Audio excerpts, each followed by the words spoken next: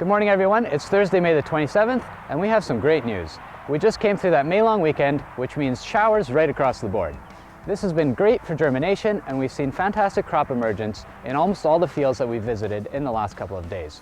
In other good news, I'm wearing this lovely Mark Cutlet Seeds branded Tough Duck jacket, which of course leads us to the bad news, which is that it feels really cold this morning. I'm starting this video in a soybean PKP near Lorette, and it's currently about -1 degree. If I look across the road, I can see the frost on the neighbors' roofs, and this means that everyone's been calling asking, what do these cold temperatures mean for the crop that's coming out of the ground? In this particular location, the soybeans are at that VE stage, where they're just starting to poke through the ground. They're going to be frost tolerant to about -1 to -1.5 degrees at this point. As long as that little hook doesn't freeze off, these plants will continue to grow normally.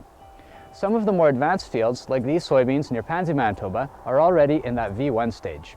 At this point, they're going to be a little more vulnerable to frost damage. If this main growing point freezes off, we still have auxiliary buds which can start to grow after about 2 to 3 days and help make up for the damage that's been done. We're going to have to wait a couple of days to reassess fields in that condition to see what kind of plant stand we have left. In general though, the soybean crop should be alright moving forward. One of the good pieces of news leading up to this frost is that it was quite cold yesterday, not even getting to 10 degrees Celsius. This keeps the plants a little bit hardier and minimizes the damage compared to a really hot day leading to a hard frost and then being hot again early the next day. I've moved over to a Liberty canola plot in the Dugald area.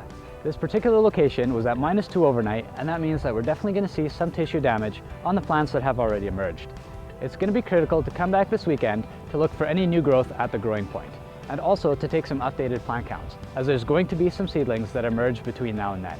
These two factors will help us make any reseeding decisions. The sunflowers in the area are going to be a little more frost hardy, and from what we've seen, we're a lot less likely to reseed in that particular crop. And finally for this video, we'll take a look at corn. I've moved over to a PKP near Giroux that's also showing some frost damage as of last night. The plants in this particular field are starting to show leaves that have that water-soaked look and are beginning to droop now that the sun is coming up.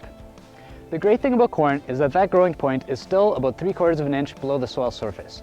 So the temperatures that we've had last night and potentially the coming night are not going to be cold enough to really affect that growing point.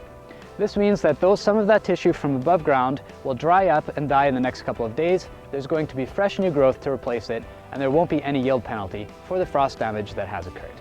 If you have any further questions, please don't hesitate to give us a call. Thanks again for watching the videos this year.